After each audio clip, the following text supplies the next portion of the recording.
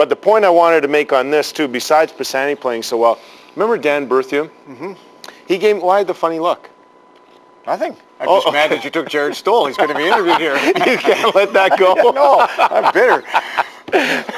Get one of those again. Right. I'll have one by the end of the show. Yeah. So Dan Berthiaume gave me some great advice one time. We had been on the same team about 3 months, and I let in a few goals where I wasn't, after our defenseman had the puck and we started to leave the zone, they made a bad play, and the puck ended up coming back and they'd score on me. So Dan Berthiaume said, why aren't you always ready? And that's what Legacy wasn't ready on the turnover, even though he was sure that Maltby and Chelios were going to get their signals correct.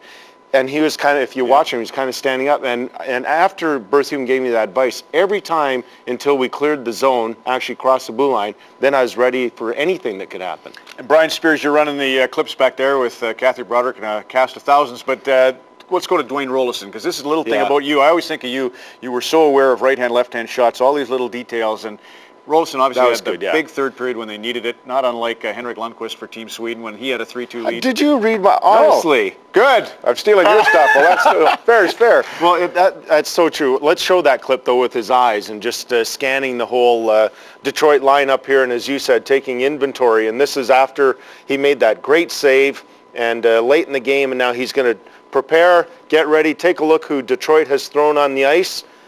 Look around. Okay, I know Zetterberg was out in the ice. Take a look. Who else might be out there? Isn't that funny? You had Lundqvist, because that's exactly what I thought of Rollison's performance today. That I thought he looked really nervous, at least for the first 2 periods.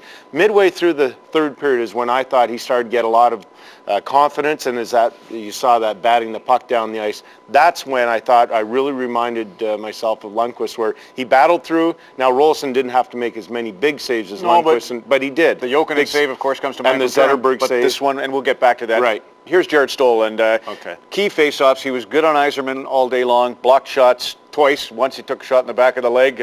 We'll see how he's holding up here. This is just off tape a moment ago. Scott Russell with Jarret Stoll. Here's Jarret Stoll of the Edmonton Oilers, scored an empty netter, took pucks off the shoe, off the skate blade, off other parts of his body, but survived to tell the tale. How big was this victory for the team, obviously? Obviously it's big. We needed a split coming out of here and going back home to our beloved fans in our city. So it's great we got the win, and we played exactly the way we needed to play. We played hard. We played, we clogged up the neutral zone. We forced turnovers. We got timely goals and great goaltending. Good penalty killing. We did it all tonight, and that's what we need to do to beat these guys. It's not going to be easy. It's going to be tough, but we got to be hard this time of year, and that's what it's all about. We jokingly talked about the blocked shots and where you took them off various parts of your body, but is that part of the Oilers' game plan, that you're going to get in front of anything going through the middle from the wings? Yeah, you got to do your job blocking shots, and unfortunately, a couple of those shots were from my own teammates. So I knew Spotch could shoot it. I just didn't know that hard, but it helps out the goalie huge, helps out the defenseman. It just shows your teammates you're ready for the game. You're prepared to do anything it takes to win the game, and anything to win. So it's a big part of our game. It's been all year, and we just got to step it up a notch here in the playoffs. Jarret, thanks for this and good luck. All right, thank you. There's Jarret Stoll of the Oilers. Ron, back to you. Well, you got to think that Datsuk will get better as the series goes along, but I didn't think Detroit, even though they outshot Edmonton, I never felt like they looked. I thought Edmonton had total control of the game. You didn't feel that way at all? No, and if you look at the game, I'm not taking anything away from Edmonton because they did exactly what they wanted to, and they were waiting for their chances and their breaks. But if you look at the game, if you're the Detroit coaching staff, you're going to look at that game and go, you know what, we played one bad minute. Late in the second period, we let our guard down. I disagree. I thought Lang looked he didn't play. Yeah, he didn't play tough. Obviously, Datsuk's hurt, but he had no speed. But they didn't. Edmonton didn't dominate. Well, how many shots? How many shots did Detroit have? And I know shots are misleading. 35-21 or something like that. It was. I just thought Detroit played really bad for the last 5 minutes of the second period. 2 goals in a minute. Yeah. But other than that, I don't think Detroit, they're disappointed. Edmonton did exactly what they wanted, though. I thought Edmonton had its mojo all game except for the goofy goals, which always plant a little seed of doubt. Here's the great save on Zetterberg, and is it a thrown stick? No, it isn't. And I know some people in Detroit might be arguing that play that Ryan Smith makes, a poor play and Zetterberg intercepts, and Bergeron and Spacek trying to chase. But take a look at the stick of Bergeron. It goes out of his hand, and at first glance, you might think, you know what, that's okay because Zetterberg kicks it out with his left foot. Watch this. That's out.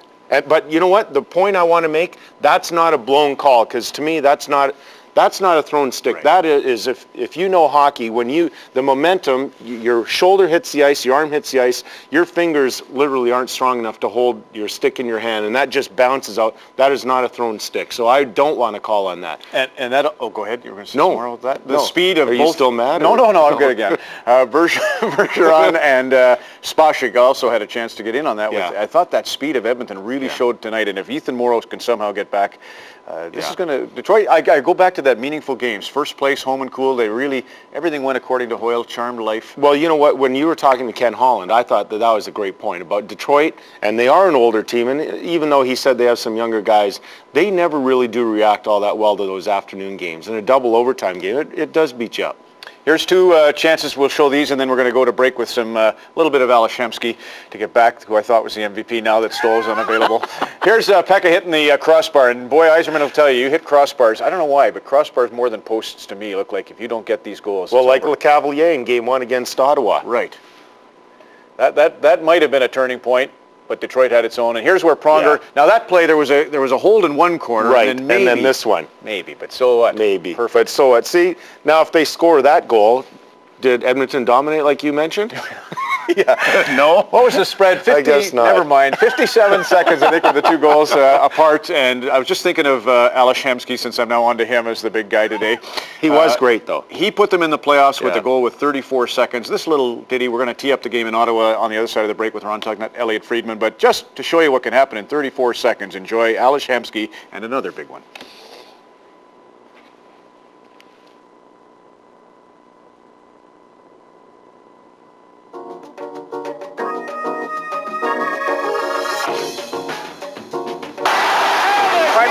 Has it on that wing. Here's a shot. Henderson made a wild stab for it, fell. Here's another shot. Right